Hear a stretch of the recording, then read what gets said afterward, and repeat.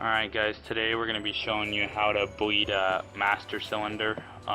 This is basically bench bleeding. We don't have it on a bench vise, but you know, if you have two hands it'll be pretty good, it'll be suffice. So basically what you want to do is you're going to take the like a Phillips head screwdriver and stick it in the piston here and push it in over and over, and when you'll have these bleeder kits here with the fittings and a hose, and you might even be able to make one of these yourself.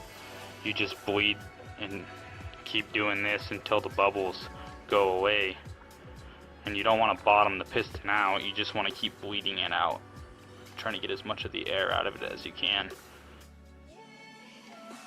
Pretty simple process, honestly. When you get close to the right time where this is starting to bleed properly, you'll start to notice there's not really any bubbles, and the ones that there are, they're definitely tiny, and you know, we're just going to keep trying to do this until it stops. So alright, thanks for watching.